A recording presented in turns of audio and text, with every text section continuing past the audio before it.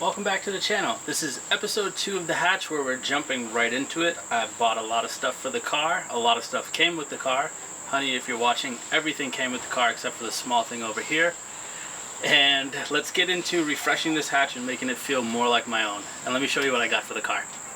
Alright, so I kind of got them all separated based on their category. So all right here is just fuel system stuff. So we have PTFE lines over there, all the fittings, a filter, regulator right there, and a fuel pump hanger. Since I don't feel like cutting up the old one, I'm pretty sure the old fuel sending unit is probably crusty just like the quarters, so I just got a radium one, and this already has the AN fittings on it. I'll pull it out of the box to show it a little bit. Here's the P2R fuel rails for the J32. As we slide over to the left, we have suspension stuff with the Blox drag spec coilovers. I think I'm going to throw the 18K springs in the front just to compensate for the weight of the V6, and then leave the 12s in the back, so that should kind of give me like a hard road race setup or so. But thinking about it, might just leave them the same as they are with the 18s in the back. We did get the rear camber kit as well as new lower control arms for the rear and the front. It does say EGDC because the car does have an EG front subframe. And we also have the rear toe arms for the back as well. What we're missing here, because I ordered EGDC front upper control arms instead of the EK ones, those ones are on the way back, and the EK ones will probably be here tomorrow. I got them on Amazon and found them for pretty much close shipping. I think it was like 2-3 days, and tomorrow's gonna be the third day. So those will go on last. And then moving over to performance, we have the P2R big tube headers here. Let me get a little close up for it. They're in the plastic, so it might not show through in the camera. We have the J37 to B series throttle body adapter. We have a 74mm skunk tooth throttle body. We have the P2R idle air control valve adapter for that. We also have P2R ported lower runners. This one right here is cracked. It got damaged in shipping, but P2R has already sent one out, and it's already in Massachusetts. It'll probably be here tomorrow since today is Sunday. Here's the other one that didn't get damaged in shipping. These are really nice, really good port work, and I'm hopeful this will make some decent power. And then over here we have the J37 A4 TLSH intake manifold. I already threw on the prank the prank butterfly delete on the end here. I just got to knock the studs off over there so I can get the throttle body adapter up. And that's all we got. Also P2R thermal intake manifold gasket as well.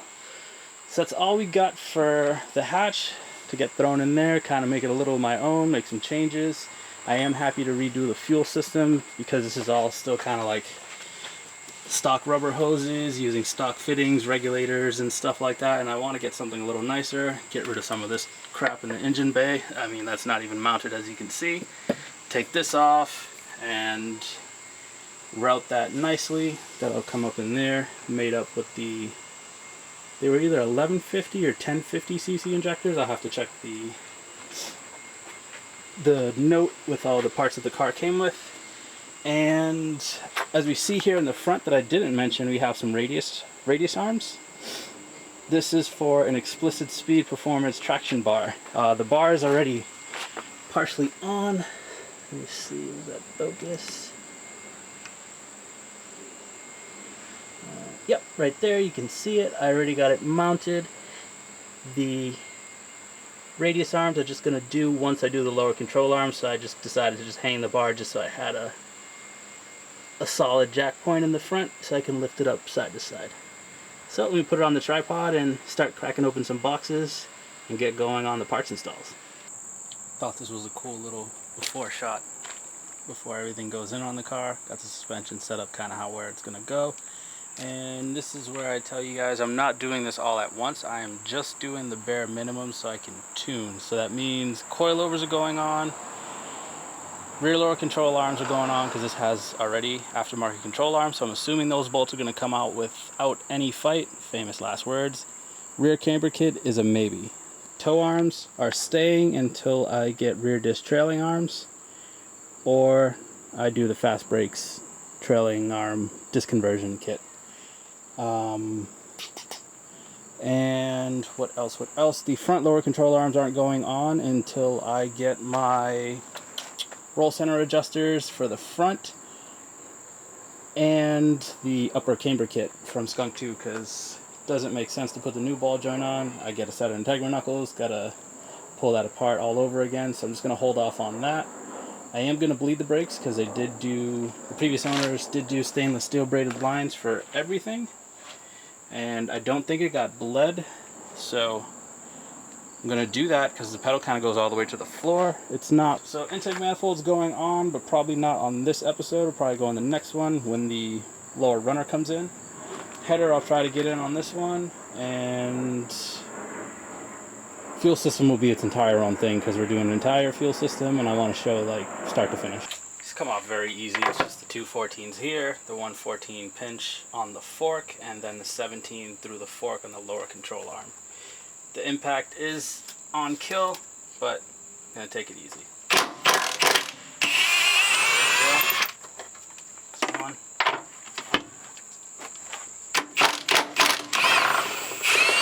And two. So that'll fall out like that into the bottom.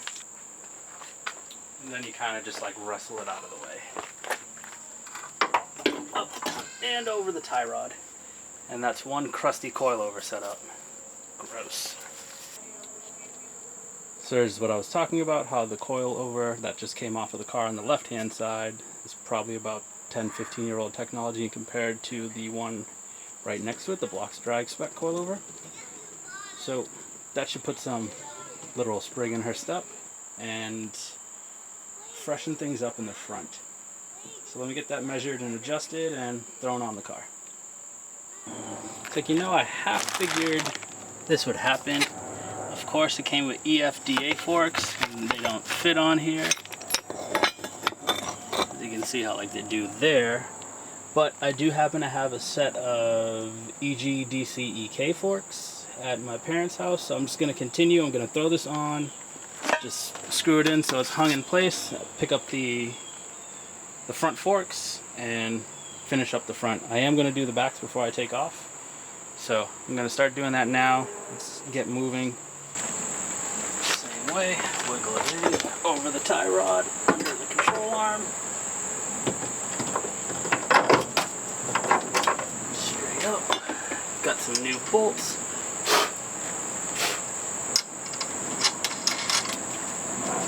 New nuts. That's what I got, not bolts. And there's one more. Throw those on.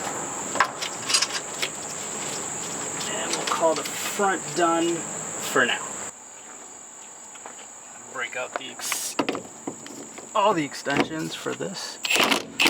But I'm glad I didn't have to take all the plastic off, because I did put all the clips in, and taking them out, knowing me, I'd probably break them. Alright, that's one. We already did the bolts on the bottom. Didn't want to break down the tripod for a quick 2-second thing. Believe it or not, despite how crusty this car is, the control arm bolts came right out. Good thing the control arms came out, because these bushings are kind of trashed on both sides, inner and outer. Not to mention that these shocks have seen better days, so has the coilover sleeves. But here, got some much newer stuff. Got a spherical bushing on the outside, and then 2 hardened polys for the inner mount and the suspension mount. I'm just going to throw those on there, and that should be it for the back.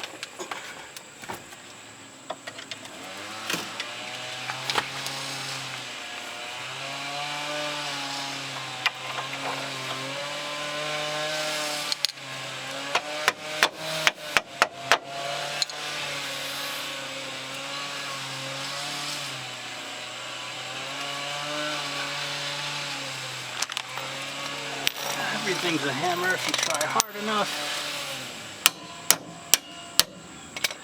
There we go.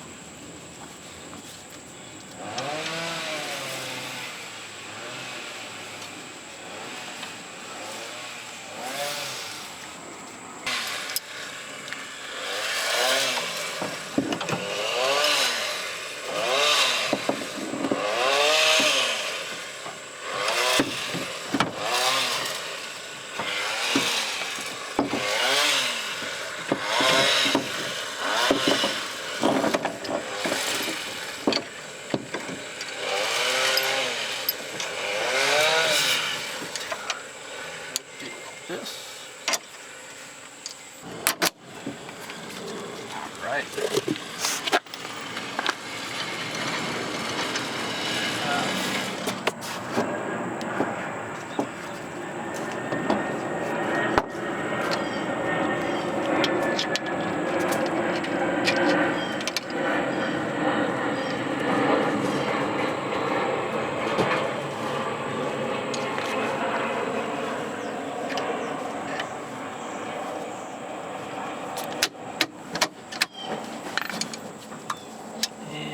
There we are.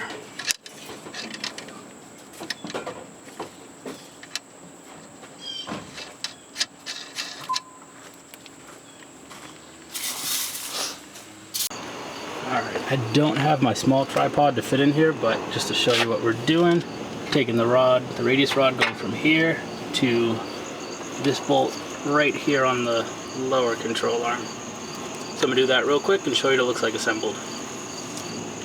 Alright, and there it is. The traction bar is mounted. It is located on the control arm and everything. Just going to throw this wheel on, take her off the jack stands, and call it a day. And then next steps would be fuel system, and then intake manifold, and header. But I'm getting ahead of myself. Let's throw the wheels on and see what the car looks like ride height wise, because I might just have to take everything off and adjust. Alright, so it's the next day. The ride height came out pretty much exactly how I wanted it, more or less about the same. See if you can see the control arms. Yeah, I got them black just so they kind of like hide, but when you're up close you can see them. And then just got to adjust the driver's side a little bit, and then suspension will be done. It's got like a 1 finger gap on the passenger side and a 2 on this one, so it's a little bit of adjustment to be done, but that's where we're going to end this one here. So thank you for watching. We'll catch you on the next one, probably doing the performance parts or the fuel system. That'll probably be a 2-parter, and we'll see you then.